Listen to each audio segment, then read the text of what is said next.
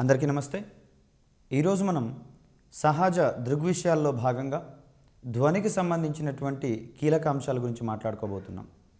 ధ్వనికి సంబంధించి ఈ ధ్వని ప్రసారానికి సంబంధించినటువంటి కాన్సెప్ట్స్ ఏ విధంగా ఉన్నాయి, ధ్వని వెలువడడానికి ఏ రకమైనటువంటి కండిషన్స్ ఉండాలి, ధ్వని ప్రసారం అయ్యేటటువంటి క్రమంలో యానకం యొక్క పాత్ర ఎంత విధంగా ఉంది, అదేవిధంగా ఏ యానకాలలో ధ్వని ఏ రూపాలలో ప్రసారం జరుగుతుంది అనేటటువంటి ఓరియంటేషన్లో ఈరోజు మనం అంశాలను చూద్దాం. అదేవిధంగా గతంలో వచ్చినటువంటి ప్రశ్నల సరళి ఏ విధంగా ఉందనేటటువంటి క్రమాన్ని కూడా ఈరోజు మనం చూడడానికి సన్నద్ధమవుదాం. దీంట్లో భాగంగా కంపించేటటువంటి వస్తువులలో మాత్రమే ధ్వని వెలువడుతుందనే ఓరియంటేషన్లో ఇక్కడ పరిశీలన చేయడం జరిగింది. మొదటగా కంపనాలకు సంబంధించినటువంటి అంశాలను కనుక మనం పరిశీలించినట్లయితే ఏదైనా ఒక వస్తువు ముందుకు వెనుకకు కదిలేటటువంటి క్రమాన్ని ఇక్కడ మనం కంపనంగా చెప్పుకుంటాం. ఫర్ ఎగ్జాంపుల్ చూసినట్లయితే మనకు నిత్యం అందుబాటులో ఉండేటటువంటి భోజనాల ప్లేట్లను ఒకసారి తట్టినట్లయితే అది దాంట్లో కంపనాలు మనం క్లియర్ కట్గా అబ్జర్వ్ చేయవచ్చు. కంపించినటువంటి సందర్భంలో మాత్రమే అక్కడ ధ్వని వెలువడుతుంది. ఇన్ కేస్ ఆ కంపనాలు మనం బలవంతంగా ఆపినట్లయితే శబ్దం వెలువడేటటువంటి క్రమం కూడా ఆగిపోయే సందర్భాన్ని మనం చూడవచ్చు. అంటే ఈ రకమైనటువంటి ఉదాహరణలతోటి మనం కంపనాలు చేసేటటువంటి వస్తువుల నుంచి మాత్రమే ఇక్కడ ధ్వని వెలువడుతుంది అనేటటువంటి అంశాన్ని ఇక్కడ మనం గమనించవచ్చు. ఇప్పుడు మనం క్లాస్ చెప్పేటటువంటి క్రమంలో కూడా భాగంగా ఇక్కడ మన స్వరపేటికలోని స్వరతంత్రులు కంపించేటటువంటి క్రమంలో వెలువడేటటువంటి ధ్వని అనేది ఇక్కడ మీ చెవులకు చేరి అక్కడ చెవిలోని డయాఫ్రమ్ మీద లేకపోతే కర్ణభేరి మీద కంపనాలు కలిగించేటటువంటి సందర్భంలో ఈ ధ్వని యొక్క అనుభూతి మీకు కూడా చేరుతున్నటువంటి అంశాన్ని ఇక్కడ మనం గమనించవచ్చు.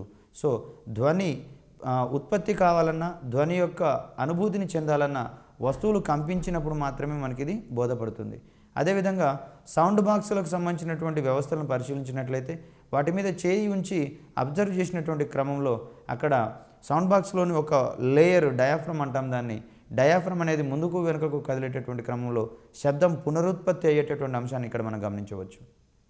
సో కంపించేటటువంటి ప్రతి ఒక్క వస్తువు మనకు ధ్వనిని ఉత్పత్తి చేస్తుంది అనేటటువంటి అంశాన్ని రూఢీ చేసేటటువంటి భాగంలో ఈ ఉదాహరణలన్నీ మనం ఇక్కడ పరిశీలించాం. ఈ కంపనాలకు సంబంధించినటువంటి మరొక అంశాన్ని కనుక చూసినట్లయితే పౌనఃపున్యము లేదా ఫ్రీక్వెన్సీ అనేటటువంటి టెర్మినాలజీని ఇక్కడ మనం చూస్తాం. ఒక వస్తువు ఒక సెకండ్ కాలంలో ఎన్ని కంపనాలను చేస్తుందో ఆ సంఖ్యనే మనం ఇక్కడ ఫ్రీక్వెన్సీ అంటాం. కంపనాల సంఖ్య ఎంత ఎక్కువగా ఉంటే దాని యొక్క ఫ్రీక్వెన్సీ అంత ఎక్కువగా ఉన్నటువంటి అంశాన్ని ఇక్కడ మనం గమనించవచ్చు. సో వస్తువు కంపించినటువంటి సందర్భంలో ఆ వస్తువు దాని చుట్టూ ఉండేటటువంటి గాలి యొక్క అణువుల పొరను ముందుకు వెనక్కు నెట్టించి లేదా కంపింపజేసేటటువంటి ప్రక్రియను మనం ఇక్కడ గమనిస్తాం. సో ఈ క్రమంలో వస్తువు ఒక వైపుకు కదిలినప్పుడు దాని సమీపంలో ఉండేటటువంటి గాలి అణువు యొక్క పొరలు దగ్గరగా నెట్టబడతాయి. ఈ క్రమంలో ఆ ప్రాంతంలో గాలి కణాల యొక్క సాంద్రత పెరుగుతుంది. ఈ సందర్భంలో ఈ ప్రాంతాన్ని, సాంద్రత పెరిగినటువంటి ప్రాంతాన్ని మనం ఇక్కడ సంపీడ్యత లేదా కంప్రెషను అంటాం. సో ఇక్కడ సంపీడ్యత అనే అంశానికి సంబంధించి సరి అయినది లేదు కానిదేది అనేటటువంటి ఓరియంటేషన్ ఇక్కడ క్వశ్చన్ రావచ్చు. లేదా కంపించేటటువంటి వస్తువు గాలి అణువు పొరలను దగ్గరగా నెట్టేసేటటువంటి క్రమంలో అక్కడ గాలి సాంద్రత పెరుగుతుంది, ఈ ప్రాంతాన్ని ఏమంటారు అనే ఓరియంటేషన్లో ఇక్కడ మనం క్వశ్చన్ ఎక్స్పెక్ట్ చేయవచ్చు. దీన్ని మనం సంపీడ్యత అనేటటువంటి టర్మ్తో సూచిస్తాం. ఒకవేళ ఇక్కడ వస్తువు ముందుకు కంపించినప్పుడు సంపీడ్యత ఏర్పడుతుంది.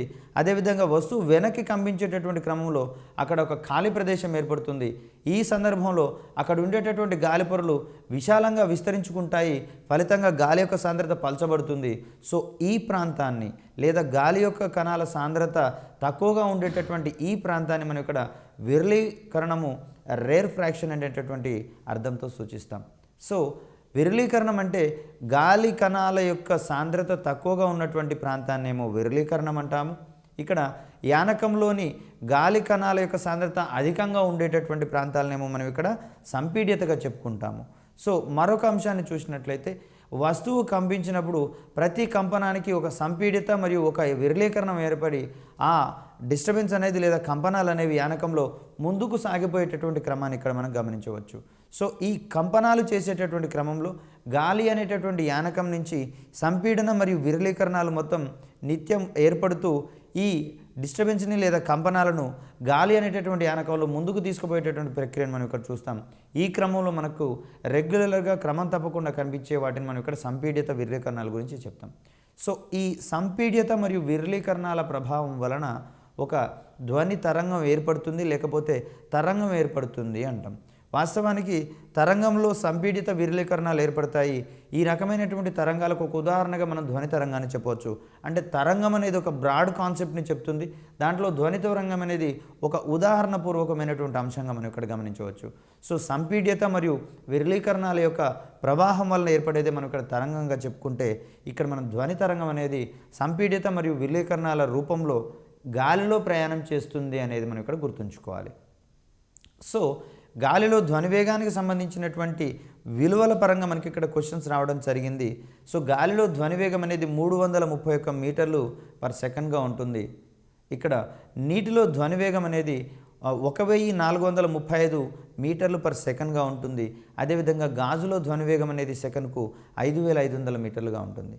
ఈ అంశాన్ని మనం క్వశ్చనియర్గా రూపొందించుకునేటటువంటి క్రమంలో, డైరెక్ట్గా అడిగేటటువంటి క్రమంలోనేమో గాలిలో ధ్వనివేగం ఎంత అనే ఓరియంటేషన్లో క్వశ్చన్ రావచ్చు, లేదా గాలి మరియు నీరు మరియు గాజు అనేటటువంటిది ఒక జాబితాలో, వీటికి సంబంధించినటువంటి ధ్వనివేగాలు మరొక జాబితాలో ఇచ్చేసి జతపరిచే ఓరియంటేషన్లో ఇక్కడ క్వశ్చన్ రావచ్చు, లేదా గాలి నీరు గాజులలో ధ్వనివేగం ఆధారంగా ఆరోహణ లేదా అవరోహణ క్రమాలలో అమర్చండి అనే ఓరియంటేషన్ ఇక్కడ క్వశ్చన్ రావచ్చు. సో దీనికి సంబంధించి గాలిలో ధ్వనివేగం అనేది 331 మీటర్లు పర్ సెకండ్, నీటిలో ధ్వనివేగం అనేది 1435 మీటర్లు పర్ సెకండ్, అదేవిధంగా గాజులో ధ్వనివేగం అనేది 5500 మీటర్లు పర్ సెకండ్. సో ఈ క్రమంలో చూస్తే గాలి నీరు గాజు అనేది మనం ఇక్కడ ఆరోహణ క్రమంగా చెప్పుకుంటాం. లేదా క్రింది వానిలో అత్యధిక ధ్వనివేగాన్ని కలిగినటువంటి పదార్థం ఏదనే ఓరియంటేషన్లో క్వశ్చన్ రావచ్చు. దీంట్లో భాగంగా గాలి నీరు గాజు కనుక మరొకటి ఇస్తే అత్యధిక ధ్వనివేగం ఇక్కడ మనకు గాజులో కనిపిస్తోంది కాబట్టి గాజు మనం ఆటోమేటిక్గా ఇక్కడ మనం చెప్పుకుంటాం. సో ఇక్కడ ధ్వని తరంగాలకు సంబంధించి కంపించేటటువంటి వస్తువులన్నీ కూడా ధ్వనిని ఉత్పత్తి చేస్తున్నాయని, యానకము లేదా గాలిలో ఈ ధ్వని తరంగాలు అనేవి ఇక్కడ మనకు సంపీడన విరళీకరణ రూపాల్లో ప్రయాణిస్తుంది అనేటటువంటి అంశాన్ని ఇక్కడ మనం గమనించుకోవాలి. ఇంకొక విషయం కనుక మనం ఇక్కడ మాట్లాడుకోవాల్సి వస్తే, వాస్తవానికి తరంగాలను అవి ప్రాపగేట్ అయ్యేటటువంటి విధానము లేదా ప్రసరించేటటువంటి విధానాల ఆధారంగా రెండు రకాలుగా మనం ఇక్కడ చెప్పుకుంటాము. ఒకటి తిర్యక్ తరంగము, రెండవది అనుదైర్ఘ్య తరంగము. ఇక్కడ సంపీడ్యత మరియు విరళీకరణాలు ఏర్పడేటటువంటి క్రమంలో గాలిలోని అణువులు ముందుకు వెనుకకు తరంగం పోయేటటువంటి దిశలోనే కదులుతున్నాయి కాబట్టి ఈ క్రమంలో యానకంలోని కణాలు తరంగం ప్రసరించేటటువంటి దిశలోనే కదిలితే దాన్ని మనం ఇక్కడ అనుదైర్ఘ్య తరంగాలకు ఉదాహరణలుగా చెప్పుకుంటున్నాం. సో గాలిలో ధ్వని తరంగాలు అనేవి అనుదైర్ఘ్య తరంగాల రూపంలో పోతున్నాయని చెప్పేసి ఇక్కడ మనం మాట్లాడుకుంటాం. మరొక అంశాన్ని కనుక మనం ఇక్కడ గమనించినట్లయితే, ఘన పదార్థాలలో ఈ శబ్దం ఉత్పత్తి అయ్యేటటువంటి క్రమంలో ఆ ఘన పదార్థాల్లోని అణువులు పైకి కిందికి కదులుతాయి, ధ్వని మాత్రం ముందుకు వెళ్ళేటటువంటి క్రమాన్ని ఇక్కడ మనం గమనించవచ్చు. అంటే ఇక్కడ ఘన పదార్థాలు లేదా తీగల వంటి అంశాలలో మరియు రబ్బర్ పట్టీని సాగదీసి దాన్ని మీటిన క్రమంలో ఇక్కడ రబ్బర్ పట్టీలోని కణాలు మొత్తం కూడా పైకి కిందికి కదిలేటటువంటి క్రమాన్ని చూడవచ్చు. అదేవిధంగా ధ్వని అనేది ముందుకు వెళ్ళేటటువంటి క్రమాన్ని ఇక్కడ చూస్తాం. సో ఈ సందర్భంలో యానకంలో కణాలు ధ్వని లేదా తరంగ ప్రయాణ దిశకు లంబంగా లేదా పైకి కిందికి కదులుతుండేటటువంటి క్రమంలో దాన్ని మనం అక్కడ తిర్యక్ తరంగంగా చెప్పుకుంటాం. ఇక్కడ అనుదైర్ఘ్య తరంగాల రూపంలో సంపీడన విరళీకరణాలు ఏర్పడినట్లుగానే ఇక్కడ తిర్యక్ తరంగాలలో శృంగము మరియు ద్రోణులు ఏర్పడతాయి. ఈ శృంగము మరియు ద్రోణులు అనేవి తిర్యక్ తరంగాల్లో కనిపిస్తాయి. సంపీడన విరళీకరణాలు మనకి ఇక్కడ అనుదైర్ఘ్య తరంగాల రూపంలో కనిపిస్తాయి. సో ధ్వని అనేది వాయు యానకంలో అనుదైర్ఘ్య తరంగాల రూపంలోను, ఇక్కడ ఘన పదార్థాలలో తిర్యక్ తరంగాల రూపంలోనూ ప్రాపగేట్ అవుతుంది లేదా ప్రసారం అవుతుందనే అంశాన్ని ఇక్కడ మనం గుర్తుంచుకోవాలి. సో ఈ క్రమంలోనే మనకి ఇక్కడ ధ్వనివేగానికి సంబంధించినటువంటి అంశాలను చూసాం మనం. ఇక్కడ ధ్వని అనేది వాయువులలో లేదా గాలిలో ఏ విధంగా ప్రసారం అవుతుంది, లేదా ధ్వని అనేది ఘన పదార్థాల్లో ఏ విధంగా ప్రసారం అవుతుందనే ఓరియంటేషన్ మనకి ఇక్కడ క్వశ్చన్ వస్తుంది.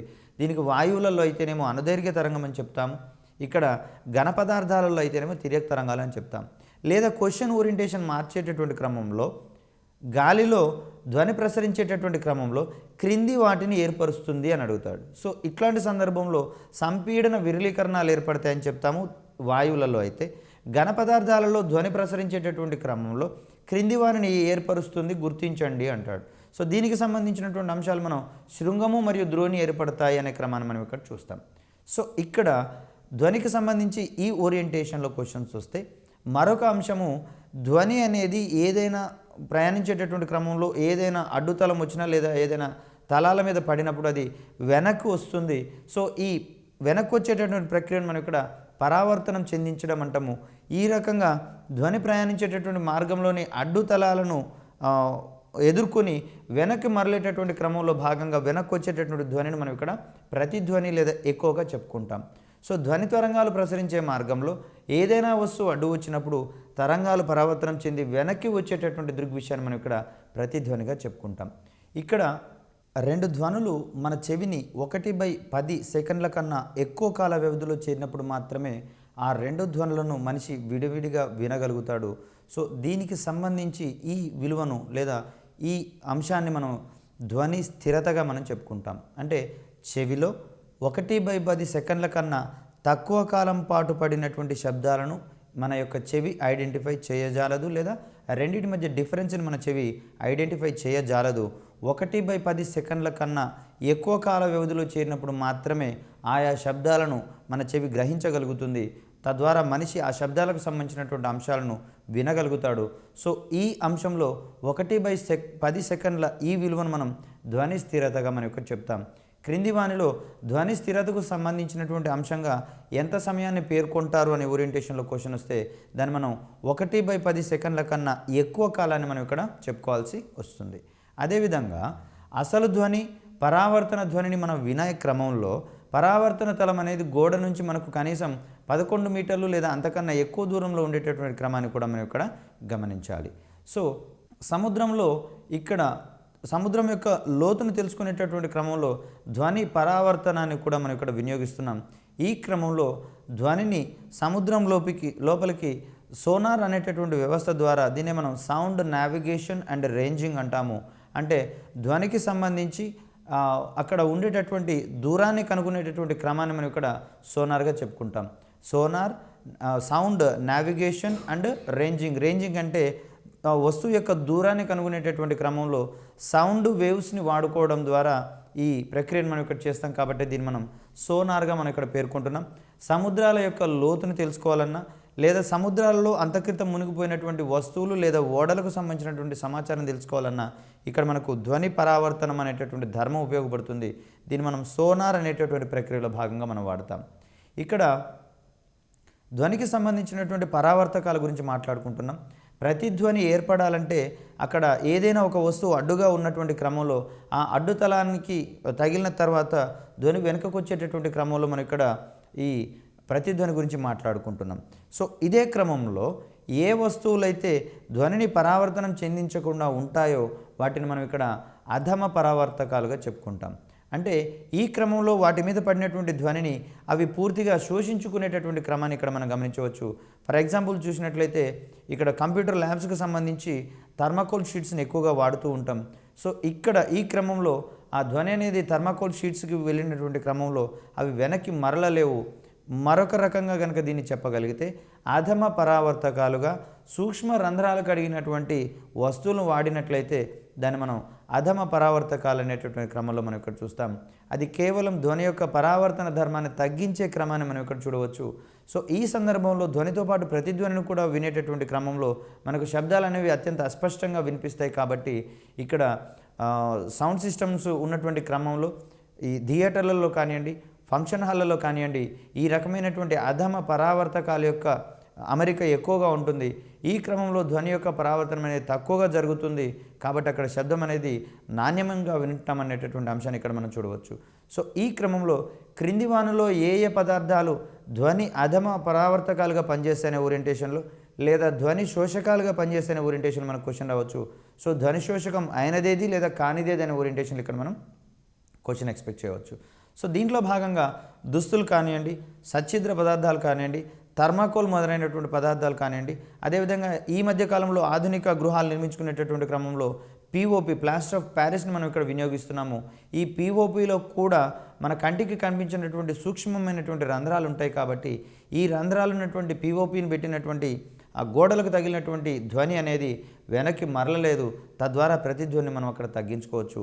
ఈ క్రమంలో ఫర్నిచర్ లేనటువంటి రూమ్లలో ధ్వని ఎక్కువగా పరావర్తనం చెందుతుంది. సామాగ్రితోటి లేదా ఫర్నిచర్ తోటి రూమ్ను నింపినటువంటి క్రమంలో ఆ పరావర్తనం అనేది తగ్గుతుంది, ఎక్కువ అనేది తగ్గుతుంది అనేటటువంటి క్రమాన్ని ఇక్కడ మనం గమనించవచ్చు. సో ఆయా సామాగ్రి ఈ ధ్వనిని వాటి యొక్క తలాల మీద పడినప్పుడు భిన్న డైరెక్షన్స్లలో దాన్ని పరావర్తనం చెందిస్తుంది.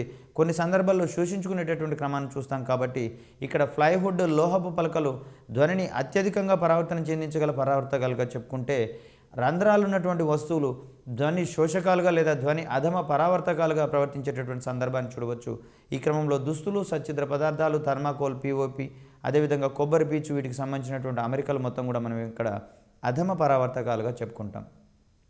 ఇక్కడ ప్రతిధ్వనిని సక్రమంగా వినియోగించుకునేటటువంటి క్రమంలో సోనార్ గురించి ఇందాక మాట్లాడుకున్నాం. ఇదే క్రమంలో గబ్బిలాల వంటి జీవులు అవరోధాలను తప్పించుకునేటటువంటి క్రమంలో ప్రతిధ్వని ద్వారా వాటి యొక్క అవరోధాల యొక్క ఉనికిని తెలుసుకునేటటువంటి క్రమాన్ని ఇక్కడ మనం గమనించవచ్చు. వాస్తవానికి గబ్బిలాల ద్వారా ఈ అతిధ్వనులు అనేటటువంటి శబ్దాలు వెలువడతాయి. ఈ శబ్దాలను మనిషి వినజాలడు. అయితే గబ్బిలాలు ఆ అతిధ్వనులను ప్రొడ్యూస్ చేస్తాయి, అదేవిధంగా రిసీవ్ కూడా చేసుకొని వాటిని వినగలుగుతాయి. సో ఈ విధంగా అవి ప్రొడ్యూస్ చేసినటువంటి అతిధ్వనులు ఏదైనా అడ్డుతలానికి తగిలి వెనక్కి వచ్చేటటువంటి క్రమంలో అక్కడ ప్రతిధ్వని కనుక గబ్బిలం అబ్జర్వ్ చేసినట్లయితే అక్కడ ఏదో ఒకటి అడ్డుతలం ఉందనేటటువంటి ఓరియంటేషన్లో అది తన యొక్క ప్రయాణ మార్గాన్ని, దిశను మార్చుకునేటటువంటి సందర్భాన్ని ఇక్కడ మనం చూడవచ్చు. సో ఈ క్రమంలో మనం అతిధ్వనులు మరియు ఇన్ఫ్రాసోనిక్స్ మరియు అల్ట్రాసోనిక్స్ అనేటటువంటి టెర్మినాలజీతో మనం ఇక్కడ చూస్తాము. సో ఈ క్రమంలో ఏది అతిధ్వని, ఏది అతిధ్వని కాదు అనే ఓరియంటేషన్లో మనం ఇక్కడ క్వశ్చన్ ఎక్స్పెక్ట్ చేసినట్లయితే, వాస్తవానికి మానవుడు వినగలిగేటటువంటి ధ్వని యొక్క పౌనఃపున్యం అనేది కేవలం 20 హెర్ట్జ్ నుంచి 20,000 హెర్ట్జ్ మధ్యలో మాత్రమే ఉంటుంది.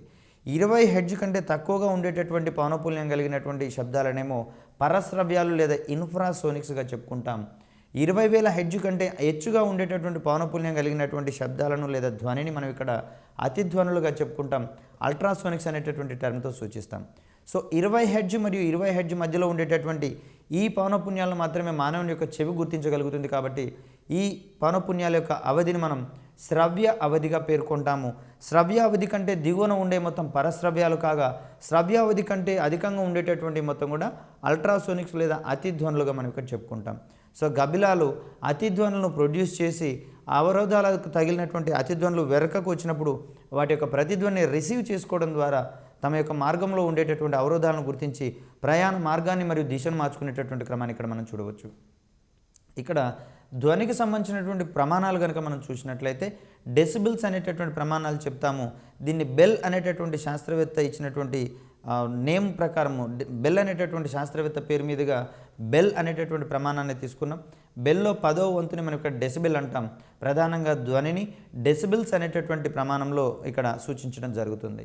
ఇక్కడ ధ్వని తీవ్రతకు సంబంధించినటువంటి అంశాల్లో గతంలో పలు క్వశ్చన్స్ రావడం జరిగింది. పచ్చిక బయల్లో గాలి తగిలినప్పుడు కదిలేటటువంటి పచ్చగడ్డి ఏర్పరిచేటటువంటి శబ్ద పరిమాణం ఎంత అనే ఓరియంటేషన్లో అనేక మార్లు ఇక్కడ మనకు క్వశ్చన్ రావడం జరిగింది. దీనికి సమాధానంగా మనం 0 డెసిబిల్స్ని సూచిస్తాం. సాధారణంగా మాట్లాడుకునేటటువంటి మానవుని యొక్క శబ్ద పరిమాణం ఎంత అనే ఓరియంటేషన్లో క్వశ్చన్ వస్తుంది. సో దీనికి సంబంధించినటువంటి సమాధానంగా మనం 50 నుంచి 60 డెసిబిల్స్ మధ్య ఉంటుందనేది గమనించాలి. ఒకవేళ గోడ గడియారం చేసేటటువంటి ఆ టిక్ టిక్ అనేటటువంటి శబ్దం యొక్క పరిమాణం ఎంత లేదా తీవ్రత ఎంత అనేటటువంటి ఓరియంటేషన్లో క్వశ్చన్స్ అడిగాయి. దీనికి సంబంధించి మనం 30 డెసిబిల్స్ ఉంటుందని చూపిస్తాం. టెలిఫోన్ గంట ఏర్పరిచేటటువంటి శబ్దం యొక్క పరిమాణం ఎంత అనే ఓరియంటేషన్లో క్వశ్చన్ వస్తే సమాధానంగా మనం 60 డెసిబిల్స్ని మనం తీసుకుంటాం. అయితే శబ్దం యొక్క పరిమాణం అనేది 85 డెసిబిల్స్ కనుక దాటితే మనిషి యొక్క వినికిడి శక్తి మీద దుష్ఫలితాలు చూపడం మొదలవుతుంది. సో దీనికి సంబంధించి మనం 85 డెసిబిల్స్ కంటే ఎక్కువ మనం శబ్దాన్ని వినకూడదు. ఒకవేళ శబ్ద పరిమాణం కనుక 120 డెసిబిల్స్ దాటినట్లయితే ఆ శబ్దాన్ని భరించలేక చెవిలో నొప్పి పుట్టేటటువంటి అంశాన్ని ఇక్కడ మనం గమనించవచ్చు. సో ఇంకొక అంశాన్ని ఇక్కడ చూస్తే, శబ్ద జనకం అంటే శబ్దాన్ని ఉత్పత్తి చేసేటటువంటి వస్తువుని ఇక్కడ మనం శబ్ద జనకంగా చెప్తాం. సో శబ్ద జనకం నుంచి దూరంగా వెళ్ళే కొలది శబ్దం యొక్క తీవ్రత తగ్గుతుంది. శబ్ద జనకం నుంచి దగ్గరగా వచ్చే కొలది శబ్దం యొక్క తీవ్రత పెరుగుతుంది. ఈ క్రమంలో శబ్ద జనకం ప్రొడ్యూస్ చేసేటటువంటి శబ్దం యొక్క ధ్వని తీవ్రతలో మార్పు ఉండదనేది గమనించుకోవాలి.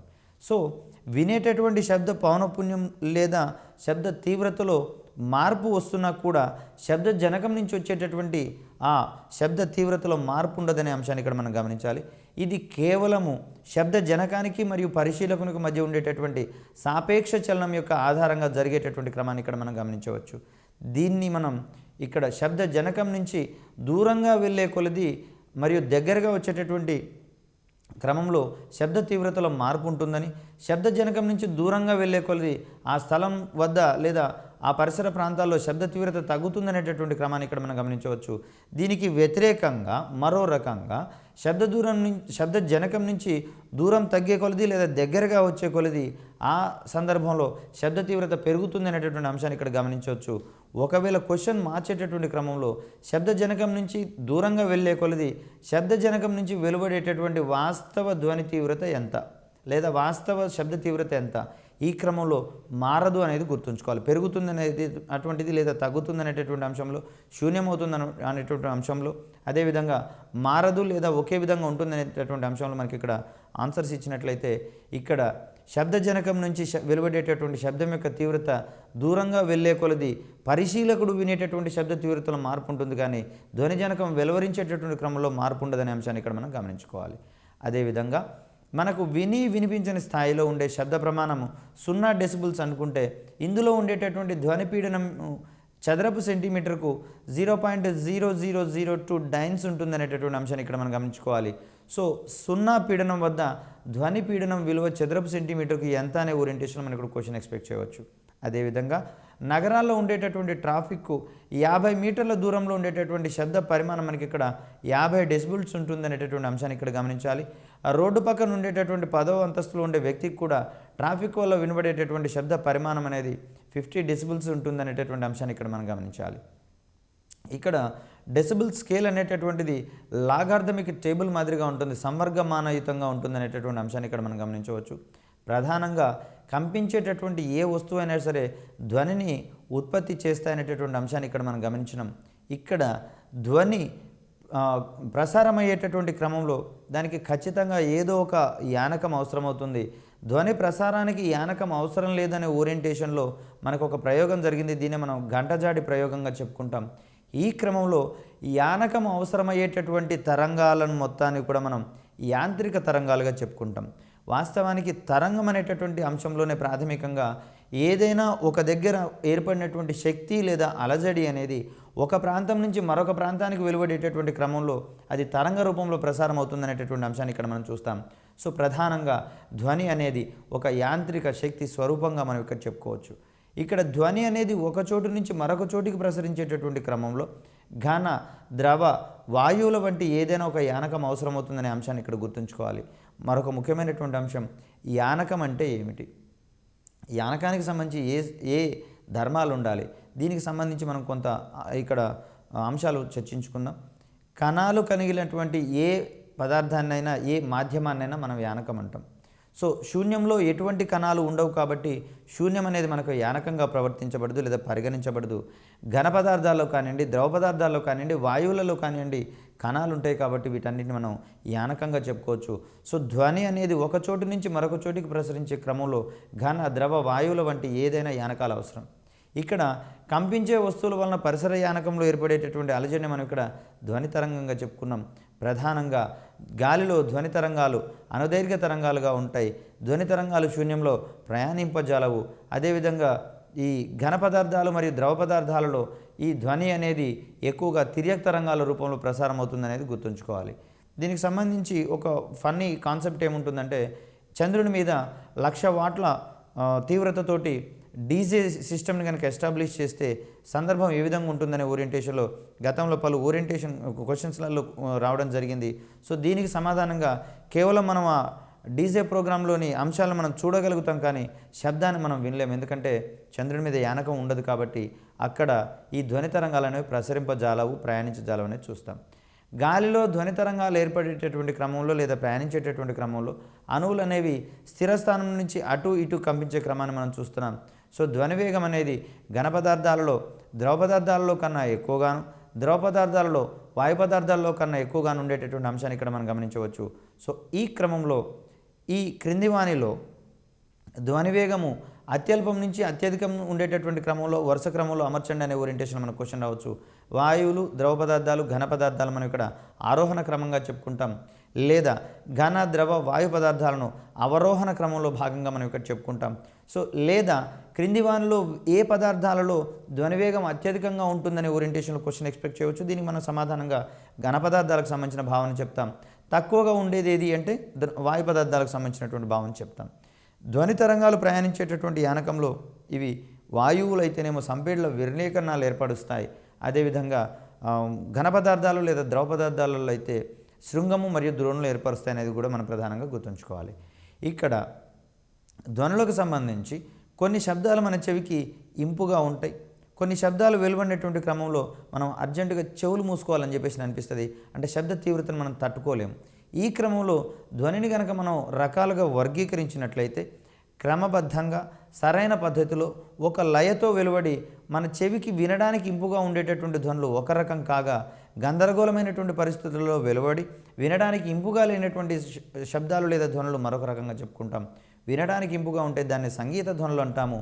వినడానికి ఇంపుగా లేకపోతే వాటిని కఠోర ధ్వనులు లేదా నాయిస్గా చెప్పుకుంటాం. ఈ నాయిస్ అనేది క్రమరహితంగానో పద్ధతి లేకుండా వెలువడి చెవికి ఇంపుగా ఉండనటువంటి ధ్వనులుగా మనం ఇక్కడ కఠోర ధ్వనుల గురించి చెప్తాం.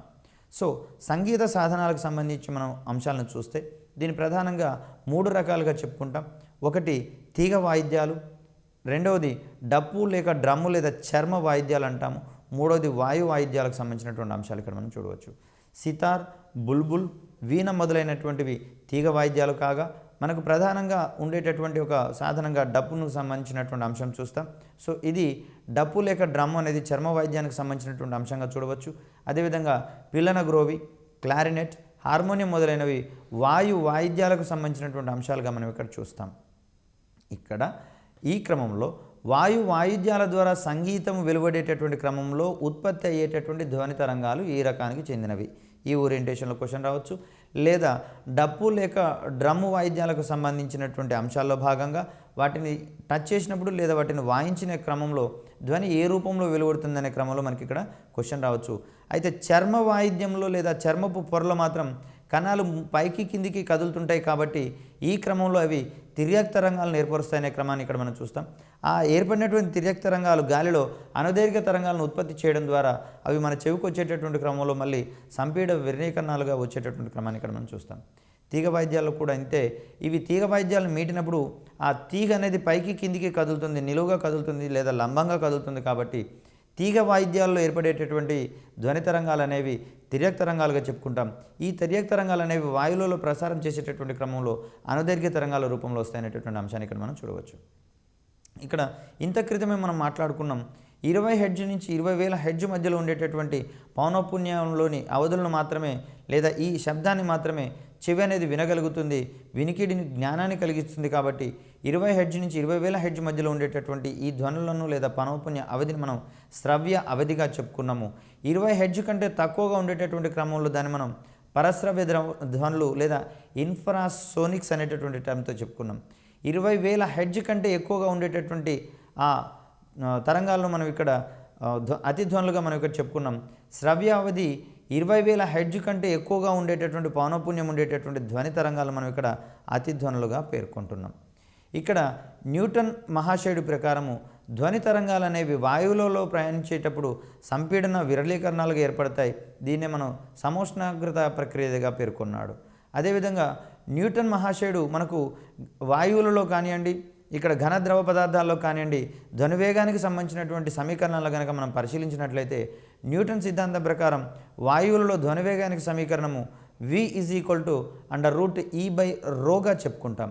ఇక్కడ E అనేది సమోష్ణక స్థూల గుణకంగా సూచిస్తుంది. అదేవిధంగా ρ అనేది వాయువుల యొక్క సాంద్రతగా మనం ఇక్కడ గమనించవచ్చు. సో వాయువులలో ధ్వనివేగానికి సంబంధించినటువంటి సూత్రంగా V √E/ρ చెప్తాము.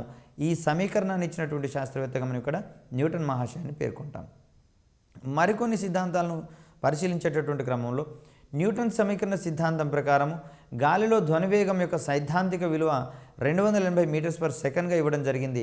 అయితే పలు ప్రయోగాలు మరియు పరిశీలనల ద్వారా ధ్వని యొక్క వేగము గాలిలో ధ్వని యొక్క వేగం అనేది 331 మీటర్స్ పర్ సెకండ్గా మనం ఇక్కడ గమనించవచ్చు. అదేవిధంగా న్యూటన్ అందించినటువంటి ఈ సిద్ధాంతాన్ని లాప్లాస్ అనేటటువంటి శాస్త్రవేత్త మరికొంత మాడిఫై చేసేసి ఇది సంపీడన విరళీకరణాలు అనేవి స్థిరోష్ణక ప్రక్రియలో భాగంగా ఏర్పడతాయనేటటువంటి అంశాన్ని వివరించడం జరిగింది. సో ఇక్కడ లాప్లాస్ ప్రకారము విరళీకరణ ప్రాంతంలో ఉష్ణోగ్రత అనేది తగ్గుతుంది. లాప్లాస్ ప్రకారం సంపీడన ప్రాంతంలో ఆ కణాల యొక్క సాంద్రత దగ్గరగా ఉంటుంది కాబట్టి అక్కడ సాంద్రతతో పాటుగా ఇక్కడ ఉష్ణోగ్రత కూడా పెరుగుతుందనే క్రమాన్ని గమనించడం జరిగింది. సో స్థిరోష్ణక ప్రక్రియలో పీడనము మరియు ఘనపరిమాణానికి మధ్య ఉండేటటువంటి సంబంధాన్ని కనుక మనం పరిశీలించినట్లయితే పివి ఈజ్ ఈక్వల్ టు స్థిరాంకం అనేటటువంటి అంశంలో ఇక్కడ మనం గమనించవచ్చు. లాప్లాస్ ప్రతిపాదన ప్రకారం వాయువులలో ధ్వనివేగం అనేది సమీకరణ రూపంలో కనుక మనం ఇక్కడ చూసినట్లయితే v is equal to under root gamma P by డీగా మనం ఇక్కడ చూపిస్తాం. ఇక్కడ గామా పి అనేది స్థిరోష్ణక స్థూల గుణకంగా చెప్పుకుంటే గామా అనేది వాయువుల యొక్క విశిష్టోష్ణాల నిష్పత్తిగా మనం ఇక్కడ చెప్పుకుంటాం. రో అనేది వాయువుల సాంద్రత గురించి చెప్పుకుంటుంది అనేటటువంటి అంశాన్ని ఇక్కడ మనం గమనించాం. సో ఇక్కడ గామాకి సంబంధించినటువంటి అంశాలు పరిశీలిస్తే gamma is equal to CP by సివిగా చెప్పుకుంటాం. సిపి అనేదేమో స్థిర పీడనం వద్ద వాయువుల విశిష్టోష్ణం కాగా సివి అనేది స్థిర ఘనపరిమాణం వద్ద వాయువుల యొక్క విశిష్టోష్ణంగా చెప్పుకుంటాం. పి అనేది వాయుపీడనం మరియు రో అనేది వాయువుల యొక్క సాంద్రతగా మనం ఇక్కడ చూడవచ్చు. ఘన పదార్థాల్లో ధ్వనివేగానికి సంబంధించినటువంటి అంశాలను పరిశీలిస్తే V is equal to under root Y by రోగా చెప్పుకుంటాం. ఇక్కడ వై అనేది ఘన పదార్థం యొక్క యంగు గుణకంగా చెప్పుకుంటాం. రో అనేది ఘన పదార్థం యొక్క సాంద్రతగా చెప్పుకుంటాం. వాయువులలో ఈ ధ్వనివేగం అనేది ఏ ఏ అంశాల పట్ల ప్రభావితం అవుతుందనే ఓరియంటేషన్లో మనకు గతంలో చాలా క్వశ్చన్స్ రావడం జరిగింది. వాయువులలో ధ్వనివేగం అనేది ఆ వాయువుల యొక్క పరమ ఉష్ణోగ్రత యొక్క వర్గమూలానికి అనులోమానుపాతంలో ఉంటుందనే క్రమంలో ఇక్కడ మనం గుర్తుంచుకోవాలి. సో దీన్ని మనం V is proportional to under root టీగా చెప్పుకుంటాం. వాయువు యొక్క ఉష్ణోగ్రత పెరిగితే ధ్వనివేగం పెరుగుతుంది అనేటటువంటి ఒక సూత్రీకరణ మనం ఇక్కడ V is proportional to under root T అనేటటువంటి ఈ ప్రపోర్షనేట్ ఆధారంగా మనం ఇక్కడ చెప్పుకోవచ్చు. దీని ప్రకారం అనులోమానుపాతంలో ఉన్నటువంటి క్రమంలో ఆధారపడినటువంటి ఆ రాశి పెరిగినట్లయితే ఏ రాశి అయితే ఆధారపడుతుందో అది కూడా పెరిగేటటువంటి క్రమాన్ని ఇక్కడ మనం గమనించవచ్చు. అంటే ఉష్ణోగ్రత పెరిగినట్లయితే అక్కడికి వాయువులలో ధ్వనివేగం కూడా పెరుగుతుందనే క్రమాన్ని ఇక్కడ మనం చూస్తాం. ఇక్కడ దీనికి సంబంధించినటువంటి సమీకరణాన్ని చూసినట్లయితే వాయువులో గాలిలో 0 డిగ్రీల సెంటీగ్రేడ్ వద్ద ధ్వనివేగం అనేది V0 గాను లేదా V0 గాను, T0 సెంటీగ్రేడ్ వద్ద లేదా T డిగ్రీ సెంటీగ్రేడ్ వద్ద VT గాను ఉన్నటువంటి క్రమంలో ఇక్కడ VT మరియు V0లకు సంబంధించినటువంటి అంశాలు కనుక మనం గమనిస్తే VT is equal to V0 into 1 + T by 546 అనేటటువంటి సూత్రం ద్వారా మనం ఇక్కడ దీనికి సంబంధించినటువంటి అంశాలు తెలుసుకోవచ్చు. గాలిలో ధ్వనివేగాన్ని కనుగొనేటటువంటి క్రమంలో ఒక సమీకరణాన్ని మనం ఇక్కడ సూత్రీకరించుకోవడం జరిగింది. దీన్ని మనం V is equal to n lambda లేదా V is equal to new lambda అనేటటువంటి అంశం ఆధారంగా చెప్పుకోవచ్చు.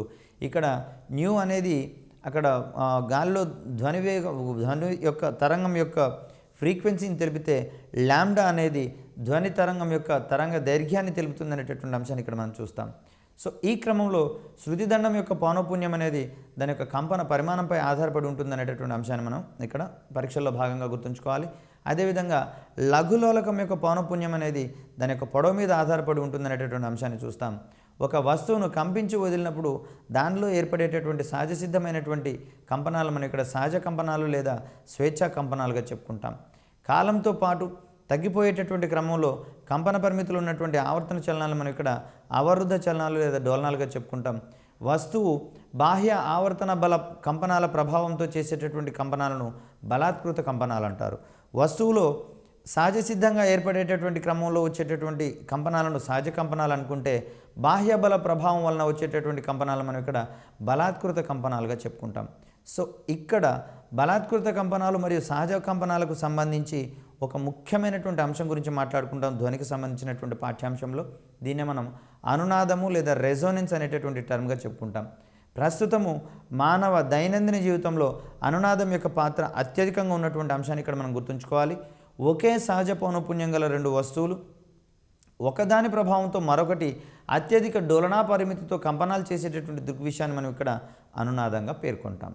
సో అనునాదం అంటే ఏమిటనే ఓరియంటేషన్లో క్వశ్చన్ ఎక్స్పెక్ట్ చేయకపోయినా అనునాదం యొక్క అనువర్తనాలు లేదా అప్లికేషన్స్ ఓరియంటేషన్లో మనకి ఇక్కడ క్వశ్చన్స్ ఎక్కువగా అడగడం జరుగుతుంది. కాబట్టి ఇక్కడ ఈ విషయంలో అనునాదం యొక్క ఉదాహరణలు కనుక మనం గమనించినట్లయితే వంతెన మీద ప్రయాణం చేసేటటువంటి క్రమంలో సైనికులు కవాతు చేయాల్సినటువంటి సందర్భంలో సాధారణ మానవుల మాదిరిగా నడవమనేటటువంటి సూచన చేస్తారు.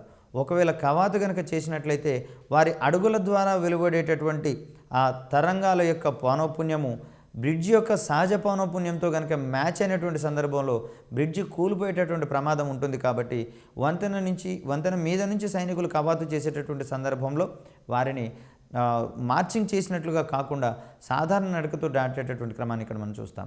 అదేవిధంగా ఒక వాహనము ఒక ప్రత్యేకమైనటువంటి వేగంతో లేదా స్థిర వేగంతో పోయేటటువంటి క్రమంలో అక్కడ ఇంజన్ వెలువరిచేటటువంటి పౌనఃపున్యం అనేది వాహనం యొక్క బాడీకి దాని యొక్క ఫ్రీక్వెన్సీ కనుక మ్యాచ్ అయినటువంటి క్రమంలో ఒక వింతైనటువంటి మోత వచ్చే క్రమాన్ని ఇక్కడ మనం గమనించవచ్చు. దీనికి ప్రధాన కారణంగా కూడా మనం ఇక్కడ అనునాదానికి సంబంధించినటువంటి అంశాన్ని ఇక్కడ మనం చూస్తాం. అదేవిధంగా రేడియోలో మనకు కావాల్సినటువంటి స్టేషన్ని ట్యూన్ చేసుకునేటటువంటి క్రమంలో రేడియో ప్రసారం నుంచి విడుదలైనటువంటి విద్యుత్ పౌనఃపున్యాల లేదా విద్యుత్ అయస్కాంత తరంగాల పౌనఃపున్యానికి సమానమైనటువంటి సహజ పౌనఃపున్యాన్ని రేడియోలో ట్యూనింగ్ చేసేటటువంటి ప్రక్రియను ఇక్కడ మనం గమనించవచ్చు. సో రేడియోలో మనకు కావాల్సినటువంటి స్టేషన్లను ఎంపిక చేసుకునేటటువంటి క్రమంలో ఇమిడి ఉండే దృగ్విషయంగా మనం ఇక్కడ అనునాదం గురించి చెప్పుకుంటాం. ఇదే సిచ్యువేషన్ మనం టెలిఫోన్కి సంబంధించినటువంటి అంశాల్లో చూడవచ్చు. అదేవిధంగా టీవీకి సంబంధించినటువంటి కార్యక్రమాల ప్రసారంలోనూ దీన్ని మనం చూడవచ్చు. అదేవిధంగా ఊయల యొక్క డోలనాలు పౌనఃపున్యం దానిని ఊపే వ్యక్తి ప్రయోగించే బల పౌనఃపున్యంతో సమానమైనప్పుడు అనునాదం ఏర్పడి ఊయల అనేది అత్యధిక డోలనా పరిమితిలో ఊగేటటువంటి క్రమాన్ని కూడా మనం ఇక్కడ గమనించవచ్చు. ఇక్కడ అనునాదానికి సంబంధించి ఊయల యొక్క డోలనాలు పౌనఃపున్యం దానిని ఊపే వ్యక్తి ప్రయోగించేటటువంటి బల పౌనఃపున్యంతో సమానమైనటువంటి క్రమంలో ఏర్పడేటటువంటి అనునాద ప్రక్రియ వల్ల ఊయల అత్యధిక డోలనా పరిమితిలో ఊగే క్రమాన్ని కూడా మనం ఇక్కడ గమనిస్తున్నాం. సో దీనికి మూల కారణం ఏమిటనే ఓరియంటేషన్లో మనం ఇక్కడ అనునాదానికి సంబంధించినటువంటి అంశాలను చెప్తాం. రెండు అంతకన్నా ఎక్కువ వస్తువులు ఒకే సహజ పౌనఃపున్యాలలో అనునాదంలో ఉండటం అనేటటువంటి దాంట్లో ప్రత్యేక సందర్భాన్ని కనుక మనం ఇక్కడ గమనించినట్లయితే బలాత్కృత కంపనాలకు సంబంధించినటువంటి సందర్భంగా మనం ఇక్కడ చెప్పుకోవచ్చు. అనునాదం చెందేటటువంటి గాలి స్తంభాలలో ఏర్పడేటటువంటి తరంగాలు ఏ రకానికి చెందినవనే ఓరియంటేషన్ మనకి ఇక్కడ రావచ్చు. ఒకటి క్వశ్చన్ ఎక్స్పెక్ట్ చేయవచ్చు. దీన్ని మనం స్థిర తరంగాలుగా చెప్తాం. అంటే అనునాదం చెందేటటువంటి గాలి స్తంభాలలో ఏర్పడే తరంగాలను మనం ఇక్కడ స్థిర తరంగాలు అని చెప్పేసి అంటాం. ఇక్కడ అనునాదం చెందేటటువంటి గాలి స్తంభాలలో మొదటిసారి అనునాదం ఏర్పడేటటువంటి ఆ ప్రాంతాన్ని L1 = λ/4 అంటే తరంగ దైర్ఘ్యంలో 4వ వంతుకి సమానమయ్యేటటువంటి అంశంలో ఇక్కడ చూస్తాం. రెండవసారి అనునాదం ఏర్పడేటటువంటి క్రమంలో L2 = 3L1 లేదా 3λ/4 అనేటటువంటి విలువని ఇక్కడ మనం గమనిస్తాం. సో ఇక్కడ గాలిలో ధ్వనివేగం అనేది V = n లేదా μ అనేటటువంటి అంశాన్ని చూస్తాం. ఈ క్రమంలో మనం ఇక్కడ దీన్ని చూస్తే 2V × L2 - L1 అనేటటువంటి అంశంలో ఇక్కడ మనం దీన్ని గమనించవచ్చు. సో ధ్వనికి సంబంధించి ప్రధానంగా మనకు ధ్వని యొక్క రకాలకు సంబంధించినటువంటి అంశాలను అదేవిధంగా ధ్వని వివిధ యానకాల్లో ప్రసారం అయ్యేటటువంటి క్రమంలో దాంట్లో ఏర్పడేటటువంటి అంశాలు మూల భావనలకు సంబంధించినటువంటి అంశాల్లోనూ మనకి ఇక్కడ ఎక్కువగా వచ్చే అవకాశాలు ఉన్నాయి. ధ్వని ప్రసారం అయ్యేటటువంటి క్రమంలో ఇది వాయువులలో అయితేనేమో అనుదైర్ఘ్య తరంగాల రూపంలో ప్రయాణిస్తుందని లేదా ధ్వని ప్రయాణించేటటువంటి క్రమంలో వాయువులలో సంపీడన విరళీకరణలు కంప్రెషన్స్ మరియు రేర్ ఫ్రాక్షన్స్ని ఏర్పరుస్తుందనేటటువంటి క్రమాన్ని ఇక్కడ మనం గమనించవచ్చు.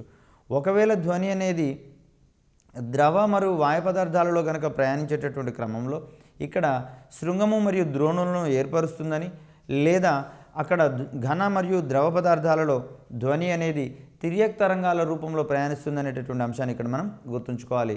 సో దీనికి సంబంధించినటువంటి అంశాలు మొత్తం మనం ఇక్కడ క్షుణ్ణంగానే నేర్చుకునేటటువంటి ప్రయత్నం చేశాము.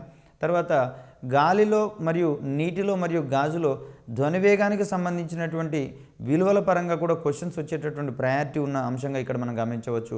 సో వీటిని ఆరోహణ అవరోహణ క్రమాలుగా అమర్చే క్రమాన్ని మనం ఇక్కడ గమనించవచ్చు. లేదా ఆయా అంశాలనిచ్చి దేనిలో అత్యధికంగా ధ్వనివేగం ఉంటుంది లేదా దేనిలో కనిష్టంగా ధ్వనివేగం ఉంటుందనే ఓరియంటేషన్లో కూడా మనం ఇక్కడ క్వశ్చన్ ఏర్పాటు చేయవచ్చు. ఒకవేళ ప్రతిధ్వనికి సంబంధించినటువంటి అంశాలు కనుక మనం ప్రస్తావించాల్సి వస్తే ఈ ప్రతిధ్వని ఏర్పడిన తర్వాత ఎంతకాలం పాటు చెవిని చేరి ఉన్నట్లయితే దాని యొక్క శబ్దం యొక్క తీవ్రతను కానివ్వండి భేదాలను కానివ్వండి తెలుసుకోగలుగుతాడనే ఓరియంటేషన్లో మనం ఇక్కడ క్వశ్చన్ ఎక్స్పెక్ట్ చేయవచ్చు. సో దీనికి సంబంధించినటువంటి ధ్వని స్థిరత విలువ ఎంత అనే ఓరియంటేషన్లో మనం క్వశ్చన్ ఎక్స్పెక్ట్ చేయవచ్చు. దీన్ని మనం 1/10 సెకండ్స్గా మనం ఇక్కడ చూస్తాం. సో అసలు ధ్వని మరియు పరావర్తన ధ్వనికి స్పష్టమైనటువంటి వినికిడి ఉండాలంటే అక్కడ పరావర్తన తలం ధ్వని జనకం నుంచి ఎంత కనీస దూరంలో ఉండాలనే ఓరియంటేషన్లో కూడా ఇక్కడ మనకు గతంలో చాలాసార్లు క్వశ్చన్స్ అడగడం జరిగింది. దీన్ని 11 మీటర్స్ అంతకంటే ఎక్కువ దూరంలో ఉండే క్రమాన్ని ఇక్కడ మనం గమనించవచ్చు. సో సముద్రంలో యొక్క లోతును తెలుసుకోవాలన్నా, సముద్రంలో మునిగి ఉన్నటువంటి వస్తువుల యొక్క ఉనికిని తెలుసుకోవాలన్నా మనకు వినియోగపడేటటువంటి ఒక సాంకేతిక పరిజ్ఞానంగా మనం ఇక్కడ సోనార్ని చెప్పుకుంటాం. సౌండ్ నావిగేషన్ అండ్ రేంజింగ్ అంటే లోతును కనుగొనే క్రమంలో మరియు మునిగిపోయినటువంటి వస్తువులను ఐడెంటిఫై చేసేటటువంటి క్రమంలో ధ్వని మాధ్యమాన్ని వినియోగించుకొని ఈ ప్రక్రియ చేపడతాం. దీన్నే మనం సోనార్గా చెప్పుకుంటాం.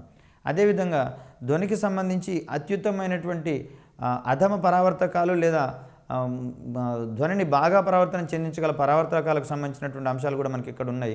సో దీనికి సంబంధించి మనకు రంధ్రాలు ఉన్నటువంటి సూక్ష్మమైనటువంటి రంధ్రాలు ఉన్నటువంటి పదార్థం ఏదైనా సరే అధమ పరావర్తకంగా ఉపయోగపడుతుందనే అంశాన్ని ఇక్కడ మనం గమనించుకోవాలి. అదేవిధంగా గబ్బిలాలు తమ ప్రయాణ మార్గంలోని అవరోధాలను గమనించేటటువంటి క్రమంలో వాటికి ఈ ప్రతిధ్వని లేదా అతిధ్వనుల ద్వారా వచ్చేటటువంటి శబ్దాలను పరావర్తన తలానికి తగిలి ఆ ప్రతిధ్వనిని అవి రిసీవ్ చేసుకొని అవరోధాలను ఐడెంటిఫై చేసి వాటి యొక్క గమనాన్ని మార్చుకునేటటువంటి స్థితిని చూడవచ్చు. ఇక్కడ గతంలో అనేక మార్లు వచ్చినటువంటి ప్రశ్నలు మనకి ఇక్కడ ధ్వని తీవ్రతకు సంబంధించినటువంటి అంశాల్లో భాగంగా వచ్చినాయి. ధ్వని తీవ్రతకు ప్రమాణాలు ఏంటివి అనే ఓరియంటేషన్లో వచ్చింది. అదేవిధంగా బెల్లో 10వ వంతుని ఏమంటారనే ఓరియంటేషన్లో మన క్వశ్చన్స్ రావడం జరిగింది. పచ్చిక బయలు గాలి తాకిడికి కదిలేటటువంటి పచ్చగడ్డి యొక్క శబ్ద పరిమాణము లేదా తీవ్రత ఎంత అనే ఓరియంటేషన్లో కూడా మనకు క్వశ్చన్ రావడం జరిగింది. దీన్ని 0 డెసిబుల్స్గా మనం ఇక్కడ చెప్పుకున్నాం. అదేవిధంగా సాధారణంగా మాట్లాడుకునేటటువంటి శబ్ద పరిమాణాన్ని 50 నుంచి 60 డెసిబుల్స్ అని, గోడ గడియారం టిక్ టిక్ శబ్దం 30 డెసిబుల్స్ అని, టెలిఫోన్ గంట ఏర్పరిచేటటువంటి శబ్ద పరిమాణం 60 డెసిబుల్స్గా మనం చూసుకున్నాం. ఇక్కడ ఎంత తీవ్రత దాటితే శబ్ద పరిమాణం యొక్క తీవ్రత ఎంత దాటితే మానవుని యొక్క చెవి మీద లేదా వినికిడి మీద దుష్ఫలితాలు చూపడం మొదలైతే అనే ఓరియంటేషన్లో క్వశ్చన్ ఎక్స్పెక్ట్ చేయవచ్చు. దీనికి సమాధానంగా మనం 85 డెసిబుల్స్ అని చెప్పుకుంటాం. 120 డెసిబుల్స్ దాటిందంటే శబ్దాన్ని భరించలేక చెవిలో నొప్పి వచ్చేటటువంటి క్రమాన్ని ఇక్కడ మనం గమనించవచ్చు. అదేవిధంగా డాప్లర్ ఎఫెక్ట్కి సంబంధించినటువంటి అంశాల్లో భాగంగా శబ్ద జనకంకి మరియు పరిశీలకునికి మధ్య గనక సాపేక్ష చలనం ఉన్నటువంటి పరిస్థితులలో అక్కడ పరిశీలకుడు వినేటటువంటి శబ్ద పౌనఃపున్యంలో లేదా తీవ్రతలో తేడా ఉంటుంది, కానీ జనకం ప్రొడ్యూస్ చేసే తీవ్రతలో తేడా ఉండదనే విషయాన్ని ఇక్కడ మనకు డాప్లర్ ఎఫెక్ట్ ఇవ్వడం జరిగింది. సో శబ్ద జనకం నుండి దూరం వెళ్ళే కొలది ఆ స్థలం లేదా ఆ పరిశీలకుడికి మరియు ధ్వని జనకాలకు మధ్య ఉండేటటువంటి శబ్ద తీవ్రత తగ్గే అంశాన్ని మనం ఇక్కడ డాప్లర్ ఎఫెక్ట్గా చెప్పుకుంటాం. అయితే ఈ క్రమంలో కొంత వేరియేషన్ ఉండేటటువంటి అంశాలు చూసినట్లయితే కారులో ప్రయాణించేటటువంటి డ్రైవర్ లేదా కారుని నడిపేటటువంటి డ్రైవరు హారన్ కొట్టేటటువంటి క్రమంలో డ్రైవర్ వినేటటువంటి శబ్ద పౌనఃపున్యంలో ఎటువంటి మార్పు ఉండదు. ఆ రకమైనటువంటి పరిశీలన కూడా మనం ఇక్కడ చేయాల్సిన అవసరం ఉంది. అదేవిధంగా ఈ 0 డెసిబుల్స్ దగ్గర ధ్వని యొక్క పీడనం, గాలిలో ధ్వని యొక్క పీడనం ఎంత ఉంటుందనే ఓరియంటేషన్లో క్వశ్చన్ రావడం జరిగింది. చదరపు సెంటీమీటర్కు 0.0002 డైన్స్ అనేటటువంటిది ఇక్కడ మనకు సమాధానంగా చూస్తాం. ఇక్కడ ఇదే కాకుండా ధ్వని అనేది ఒక యాంత్రిక శక్తి స్వరూపంగా మనం చెప్పుకుంటున్నాం. యాంత్రిక శక్తి స్వరూపం అంటే ప్రధానంగా ధ్వని ప్రసారం కావాలంటే ఏదైనా ఒక యానకం ఉండి తీరవలసిందే. ఇక్కడ యానకం ఉన్నటువంటి ఈ పరిస్థితులలో ఇక్కడ దీన్ని యాంత్రిక శక్తిగా మనం యాంత్రిక తరంగంగా లేకపోతే యాంత్రిక ధర్మంగా మనం ఇక్కడ చెప్పుకుంటున్నాం. యానకం అవసరమైనప్పుడు మాత్రమే వీటిని యాంత్రిక తరంగాలుగా చెప్పుకుంటాం. ఇది ధ్వని అనేది ఒక శక్తి స్వరూపం. ధ్వని వెలువడిన దగ్గర నుంచి అది మరొక ప్రాంతానికి ప్రయాణం చేస్తుంది నిరంతరం అనే అంశాన్ని ఇక్కడ మనం గమనించవచ్చు. ఈ క్రమంలో దానికి ఘన ద్రవ వాయు యానకాలు ఇక్కడ ఉపయోగపడతాయి. ఘన ద్రవ వాయు యానకాలు ఉపయోగపడేటటువంటి క్రమంలో ధ్వని వేగం అనేది వాయువులలో లేదా గాలిలో అత్యల్పంగా ఉంటుంది, ఘన పదార్థాల్లో అత్యధికంగా ఉంటుంది, ద్రవ పదార్థాల్లో రెండింటికి మధ్యస్థంగా ఉండే అంశాన్ని ఇక్కడ మనం గమనించవచ్చు. సో ఈ ఓరియంటేషన్లో మనకు దేంట్లో ఎక్కువ దేంట్లో తక్కువ లేకపోతే ఆర్డర్లో అమర్చండి అనే క్రమంలో మనకి ఇక్కడ క్వశ్చన్ ఎక్స్పెక్ట్ చేయవచ్చు. అదేవిధంగా కంపించినటువంటి వస్తువు పరిసరాల్లో జరిగేటటువంటి యానకంలో జరిగేటటువంటి అలజడిని మనం ఇక్కడ ధ్వని తరంగంగా అనుకుంటున్నాం. ఇది గాలిలో అయితేనేమో అనుదీర్ఘ తరంగాల రూపంలో పోతాయి, ఘన మరియు ద్రవ పదార్థాలలో అయితేనేమో తిర్యక్ తరంగాల రూపంలో పోతున్నాయనేటటువంటి అంశాలు ఇక్కడ మనం వివరించడం జరిగింది. దీనికి సంబంధించినటువంటి స్పష్టమైనటువంటి తేడాల ఆధారంగా ఇక్కడ మనకు పర్సనల్ యొక్క సరళి ఉండబోతోంది. తర్వాత గాలిలో ప్రయాణించేటటువంటి క్రమంలో ధ్వని వేగం అనేది లేదా ధ్వని తరంగాలు అనేవి వేటిని కలగజేస్తున్న క్రమంలో మనం ఇక్కడ క్వశ్చన్ ఎక్స్పెక్ట్ చేసినాం. సంపీడన విర్లేకరణలుగా మనం మాట్లాడుకుంటాం. అదేవిధంగా సంగీత ధ్వనులకు సంబంధించి కఠోర ధ్వనులకు సంబంధించినటువంటి ఆ వేరియేషన్స్ మనం ఇక్కడ మాట్లాడుకున్నాం. సంగీత సాధనాల యొక్క రకాలుగా తీగ వాయిద్యాలు, డప్పు లేక డ్రమ్ము వాయిద్యాలు మరియు వాయు వాయిద్యాలకు సంబంధించినవి చూసినాం. అదేవిధంగా శ్రవ్య అవధి యొక్క విలువ ఎంత ఓరియంటేషన్లో ప్రశ్న ఎక్స్పెక్ట్ చేయవచ్చు. పరశ్రవ్యాలు అనగానేమనే ఓరియంటేషన్లో క్వశ్చన్ రావచ్చు. అదేవిధంగా అతిధ్వనులకు సంబంధించినటువంటి వాటి యొక్క పౌనఃపున్యాల ఆధారంగా అతిధ్వనుల యొక్క పౌనఃపున్యం ఎంత ఉండవచ్చు అనేటటువంటి ఓరియంటేషన్ మనకి ఇక్కడ క్వశ్చన్ ఎక్స్పెక్ట్ చేయవచ్చు. తర్వాత గాలిలో ధ్వనివేగానికి సంబంధించినటువంటి సూత్రాలను ఆపాదించినటువంటి శాస్త్రవేత్తలకు సందర్భంగా ఇక్కడ మనకు క్వశ్చన్స్ రావడం జరిగింది. దీంట్లో భాగంగా న్యూటన్ మరియు లాప్లాస్ అనేటటువంటి ఇద్దరు శాస్త్రవేత్తలు మనకి ఇక్కడ వారి యొక్క సమీకరణాలను అందించడం జరిగింది. న్యూటన్ మహాశయుడి ప్రకారం ఇది ఒక సమోష్ణోగ్రత ప్రక్రియగా ఇక్కడ మనం చెప్పుకుంటే, లాప్లాస్ ప్రకారము ధ్వని తరంగాలు వాయువులో ప్రయాణించేటటువంటి క్రమంలో స్థిరోష్ణక ప్రక్రియగా ఇక్కడ పేర్కొనడం జరిగింది. ఈ లాప్లాస్ ఇచ్చినటువంటి స్థిరోష్ణక ప్రక్రియలో భాగంగా విరళీకరణ ప్రాంతంలో ఇక్కడ గాలిలోని వాయు కణాల యొక్క సాంద్రత తగ్గుతుంది కాబట్టి ఆ ప్రాంతంలో ఉష్ణోగ్రత తగ్గుతుందని, లాప్లాస్ ప్రకారము సంపీడన ప్రాంతంలో ఇక్కడ గాలిలోని వాయు కణాల యొక్క సాంద్రత పెరుగుతుంది కాబట్టి ఫలితంగా ఉష్ణోగ్రత పెరుగుతుంది అనేటటువంటి అంశాన్ని వివరించడం జరిగింది. సో లాప్లాస్ ప్రకారం గాలిలో ధ్వని ప్రయాణించేటటువంటి క్రమంలో సంపీడన విరణీకరణాలు స్థిరోష్ణక ప్రక్రియ రూపంలో ఏర్పడతాయి అనేటటువంటి అంశాన్ని ఇక్కడ మనం గమనించవచ్చు. సో న్యూటన్ అందించినటువంటి సమీకరణంగా మనం ఇక్కడ V =E/ρగా చెప్పుకుంటాం. ఇందులో అంశాల యొక్క అబ్రివేషన్స్ కూడా మనకు చాలా ఇంపార్టెంట్. ఈ దేన్ని తెలియజేస్తుంది, రో దేన్ని తెలియజేస్తుంది అనేటటువంటి అంశంలో వీటిని మనం చూసుకోవాలి. సో ఈ అనేది సమోష్ణక స్థూల గుణకంగా చెప్పుకుంటున్నాం, రో అనేది వాయువు యొక్క సాంద్రతగా చెప్పుకుంటున్నాం. అదేవిధంగా లాప్లాస్కు సంబంధించినటువంటి అంశాలు కనుక మనం ఇక్కడ చూసినట్లయితే గామా p/ρ అనేటటువంటి అంశాలు ఇక్కడ మనకు గమనిస్తాయి. V =γp/ρ. ఇక్కడ గామా p అనేది స్థిరోష్ణక స్థూల గుణకంగా చెప్తుంది. గామా అనేది వాయువుల విశిష్టోష్ణాల నిష్పత్తిని కానీ చూస్తే ఇక్కడ రో అనేది పి అనేది ఏమో పీడనాన్ని మరియు రో అనేది ఏమో వాయువు యొక్క సాంద్రతను తెలియజేసే అంశంగా చూసాం మనం ఇక్కడ. ఘన పదార్థాలలో దీని ప్రకారం ధ్వనివేగం అనేది V =y/ρగా చెప్పుకుంటున్నాం. y అనేది ఘన పదార్థం యొక్క యంగు గుణకంగా చెప్తే రో అనేది ఘన పదార్థం యొక్క సాంద్రతగా చూస్తున్నాం మనం ఇక్కడ. అదేవిధంగా వాయువులలో ధ్వనివేగాన్ని ప్రభావితం చేసేటటువంటి అంశాల్లో భాగంగా ఉష్ణోగ్రత యొక్క ప్రభావం ఏ విధంగా ఉంటుందనే ఓరియంటేషన్ మనకి ఇక్కడ క్వశ్చన్ రావచ్చు. సో ఉష్ణోగ్రతకు ఇక్కడ గాలిలో ధ్వనివేగం అనేది అనులోమానుపాతంలో ఉంటుందని, ధ్వనివేగం అనేది దాని యొక్క పరమ ఉష్ణోగ్రత యొక్క వర్గమూలానికి అనులోమానుపాతంలో ఉంటుందనే అంశాన్ని ఇక్కడ మనకి ఇవ్వడం జరిగింది. సో V = T మనం చెప్పుకుంటాం. వాయు ఉష్ణోగ్రత పెరిగినట్లయితే ధ్వనివేగం పెరుగుతుంది అనేటటువంటి అంశాన్ని ఇక్కడ మనం అందించడం జరిగింది. సో ఇక్కడ గాలిలో ధ్వనివేగానికి సంబంధించినటువంటి సమీకరణాన్ని కనుక మనం చూస్తే V n λ లేకపోతే న్యూ లాంబ్డా అనేటటువంటి అంశాన్ని ఇక్కడ మనం చూసాం. సో దీంట్లో న్యూ అనేది అక్కడ ధ్వని యొక్క పౌనఃపున్యాన్ని తెలియజేస్తుంది, లాంబ్డా అనేది తరంగ దైర్ఘ్యాన్ని తెలియజేస్తుంది. సో ఈ రెండింటి యొక్క లబ్ధం ఆధారంగా మనం గాలిలో ధ్వనివేగాన్ని తెలుసుకోవచ్చు. సో శృతిదండాన్ని కంపించినప్పుడు దాని యొక్క కంపనాల ఆధారంగా శబ్దం వెలువడుతుంది కాబట్టి ఈ శృతిదండం యొక్క పౌనఃపున్యం అనేది దాని యొక్క కంపన పరిమాణంపై ఆధారపడి ఉండే అంశాన్ని చూస్తున్నాం. అదేవిధంగా లఘులోలకం యొక్క పౌనఃపున్యం అనేది దాని పొడవు మీద ఆధారపడినటువంటి అంశంగా చూస్తున్నాం. ఇక్కడ వస్తువు కంపించినప్పుడు లేదా వస్తువు మీద కొంత బలాన్ని ప్రయోగించినప్పుడు దాంట్లో వచ్చేటటువంటి తరంగాలను లేదా కంపనాలను మనం ఇక్కడ సహజ లేదా స్వేచ్ఛా కంపనాలుగా ఇక్కడ చెప్పుకుంటాం. ఇక్కడ వస్తువుపై బాహ్యబల ప్రభావం వలన చేసేటటువంటి ఈ కంపనాలు మనం ఇక్కడ బలాత్కృత కంపనాలుగా చెప్పుకుంటాం. మరొక కంపనంగా అవరుద్ధ కంపనాలను చెప్తున్నాం మనం. కాలంతో పాటు తగ్గిపోయేటటువంటి కంపన పరిమితులు ఉంటే ఆ చలనాన్ని మనం ఇక్కడ అవరుద్ధ కంపనాలుగా చెప్పుకుంటున్నాం. ప్రధానంగా అనునాదం అనేది అత్యంత ముఖ్యమైనటువంటి మరియు కీలకమైనటువంటి అంశం. ఈ పాఠ్యాంశంలో మనకు గతంలో అనేకమైనటువంటి క్వశ్చన్స్ రావడం జరిగింది. ఒకే సహజ పౌనఃపున్యం అన్నటువంటి వస్తువులు ఒకదాని ప్రభావంతో మరొకటి అత్యధిక డోలనా పరిమితితో కంపనాలు చేసేటటువంటి దృగ్విషయాన్ని మనం ఇక్కడ అనునాదంగా పేర్కొంటున్నాం. సో దీనికి సంబంధించినటువంటి సమస్తమైనటువంటి ఉదాహరణలు వంతెనపై సైనికులు కవర్ చేసే సందర్భంలో వారిని మార్చింగ్ చేయకుండా ఆపేటటువంటి పరిస్థితికి ఉదాహరణగా మనం ఇక్కడ అనునాదానికి సంబంధించిన అంశాన్ని చూస్తాం. అదేవిధంగా ఒక వాహకం అనేది ప్రత్యేకమైనటువంటి స్పీడ్తో వెళ్తున్న క్రమంలో దానికి ఇంజన్ ఫ్రీక్వెన్సీ మరియు బాడీ ఫ్రీక్వెన్సీ మ్యాచ్ అయినటువంటి సందర్భంలో అక్కడ ఒక ప్రత్యేకమైనటువంటి శబ్దం వచ్చేటటువంటి అంశాలు చూసాము.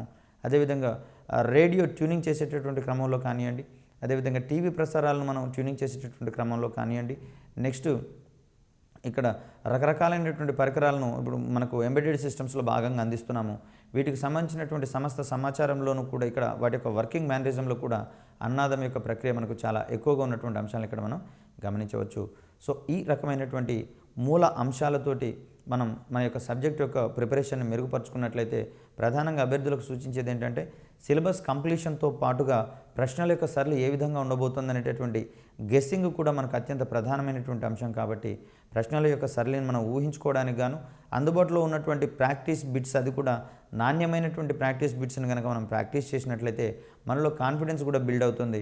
లేదా ఇక్కడ నాణ్యత లేనటువంటి బిట్స్ని కనుక మనం ప్రాక్టీస్ చేసినట్లయితే మన యొక్క ఓరియంటేషన్ని దెబ్బతినేటటువంటి ప్రమాదం ఉంది. కాబట్టి నాణ్యమైనటువంటి మెటీరియల్ మాత్రమే వాడి మన యొక్క ప్రశ్నల సరళిని కనుగొనేటటువంటి క్రమంలో ఎక్కువ సాధన చేస్తే ఎక్కువ కన్ఫ్యూజన్కి గురికాని పరిస్థితులు ఏర్పడతాయి. కాబట్టి తక్కువ కన్ఫ్యూజన్ ఉండేటటువంటి అంశాలు చూడవచ్చు. ముఖ్యంగా పరీక్షల్లో విజయం సాధించాలంటే మనం చేసేటటువంటి పొరపాట్లను తగ్గించుకోవాలి. ఎన్ని ఎక్కువ పొరపాట్లు చేస్తే విజయం అంత దూరం అవుతుంది, ఎన్ని తక్కువ పొరపాట్లు చేస్తే విజయం అంత దగ్గర అవుతుంది. కాబట్టి సాధ్యమైనంత మేరకు పొరపాట్లు లేకుండానే చేసుకోవాలి. ఒకవేళ కన్ఫ్యూజ్డ్ మేనర్లో కనుక ఉండేటట్లయితే పొరపాట్లను తగ్గించుకునేటటువంటి క్రమాలు మనం ఇక్కడ పరిశీలించాలి. తప్పిస్తే ఇక్కడ పొరపాట్ల వల్ల ఇక్కడ జీవితం అనేది ఇక్కడ మరి కొన్ని సంవత్సరాల పాటు మన యొక్క విజయం అనేది పొడిగించబడుతుంది. కాబట్టి ఈ క్రమాన్ని ఇక్కడ మనం గమనించాలి. ఇక్కడ మనం ఈ ఫిజికల్ సైన్స్ పాఠ్యాంశాల్లో భాగంగా తదుపరి సహజ దృగ్విషయాలకు సంబంధించినటువంటి సమస్త అంశాలను మనం ఇక్కడ క్షుణ్ణంగా అధ్యయనం చేయబోతున్నాం. కాంతికి సంబంధించినటువంటి అభ్యాసాలు, అదేవిధంగా ఉష్ణానికి సంబంధించినటువంటి సమస్త సమాచారాన్ని మనం అందుకోబోతున్నాం. సో ఈ క్లాసులు ఖచ్చితంగా మీకు హెల్ప్ అవుతాయి. కాబట్టి వీటిని డైరెక్ట్గా టెలివిజన్ ద్వారా చూడలేనటువంటి వాళ్ళు యూట్యూబ్ మరియు ఇతర ప్రసార మాధ్యమాల ద్వారా కూడా చూసుకునే వెసులుబాటు మనకుంది. కాబట్టి సో ఈ అవకాశాన్ని అందరూ వినియోగించుకొని తమ యొక్క విజయాన్ని సాధించే క్రమంలో గెలుపుబాటులో ముందుకు సాగిపోతారని ఆశిస్తూ అందరికీ సెలవు. నమస్కారం.